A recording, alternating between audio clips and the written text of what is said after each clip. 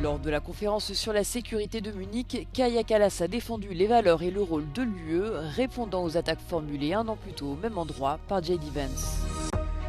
Le secrétaire d'État américain Marco Rubio a entamé sa tournée en Europe centrale afin de renforcer les liens avec les alliés de Donald Trump dans la région. Les proches des prisonniers politiques vénézuéliens ont entamé samedi une grève de la faim dans un dernier effort pour exiger la libération des dissidents détenus. Il s'agit d'une riposte en règle aux attaques formulées un an plus tôt au même endroit par J.D. Vance qui dénonçait un effondrement des valeurs démocratiques en Europe. Lors de la conférence sur la sécurité de Munich, la chef de la diplomatie européenne Kaja Kallas a défendu le rôle de l'UE dans les progrès de l'humanité et la défense des droits fondamentaux. Contrary to what some may say, woke, decadent Europe is not facing civilizational erasure. In fact, people still want to join our club, and not just fellow Europeans. Over 40% of Canadians have an interest in joining the European Union, so the waiting list is quite long. Kaja Kallas a exhorté les nations européennes à reprendre leur pouvoir d'action et à prendre l'initiative de leur propre défense face à la Russie, avertissant que la plus grande menace serait que Moscou obtienne davantage à la table des négociations qu'il n'a gagné sur le champ de bataille. Let's be clear-eyed about Russia. Russia is no superpower. After more than a decade of a conflict, including 4 years of full-scale war in Ukraine, Russia has barely advanced beyond the 2014 lines. And the cost? 1.2 million casualties. Today, Russia is broken. Its economy is in shreds. Dans le cadre des négociations pour la paix en Ukraine, Kaja Kallas a appelé à des concessions strictes de la part de la Russie, notamment le plafonnement de la taille de son armée et l'assurance que celle-ci paye pour les dommages de la guerre.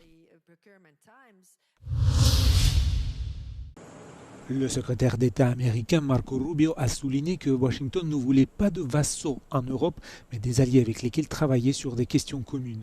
Le chef de la diplomatie américaine a fait ses commentaires alors qu'il a entamé sa tournée en Europe centrale à Bratislava, où il a rencontré le Premier ministre Robert Fico afin de renforcer les liens avec les alliés de Trump dans la région.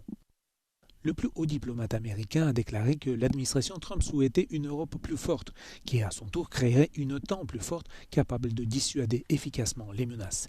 Fico a dénoncé le soutien de l'UE à l'Ukraine lors d'une conférence de presse conjointe, affirmant que cela ne faisait que prolonger la guerre et augmenter le nombre de victimes. Il a également critiqué l'initiative de Bruxelles visant à mettre fin complètement au transit de l'énergie russe en Europe en 2027, affirmant qu'elle aurait des conséquences désastreuses pour son pays et d'autres. Les deux hommes ont également discuté des relations bilatérales ainsi que d'un éventuel accord nucléaire, la Slovaquie étant intéressée par l'importation de réacteurs américains dans le cadre d'un accord d'une valeur comprise entre 13 et 15 milliards d'euros. Rubio se rendra ensuite à Budapest ce lundi où il rencontrera Viktor Orbán pour des discussions visant à renforcer les relations entre les États-Unis et la Hongrie. Cette visite intervient à un moment crucial, à quelques semaines des élections générales décisives dans le pays où le président américain Donald Trump a déjà apporté son soutien à Orbán, le présentant comme un leader fort. 10 membres de famille de prisonniers politiques vénézuéliens ont entamé samedi une grève de la faim, un dernier recours pour exiger la libération de leurs proches. Le groupe exige que le gouvernement libère les 33 dissidents encore détenus au centre de détention de la zone 7 à Caracas.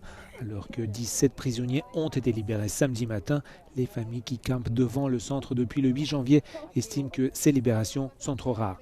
Cette demande de libération fait suite à l'opération américaine qui a permis de capturer Nicolas Maduro et son épouse, un événement qui a déclenché une vague de libération de prisonniers visant à favoriser la réconciliation nationale. Dans un geste historique, l'Assemblée nationale vénézuélienne a débattu cette semaine d'une mesure d'amnistie pour des centaines de militants et de membres de l'opposition, marquant ainsi la première fois que les autorités reconnaissent l'existence de prisonniers politiques. Pendant ce temps, la dirigeante en exil, María Corina Machado, continue de faire pression pour que de nouvelles élections soient organisées afin de mener à bien la transition du pays vers la démocratie.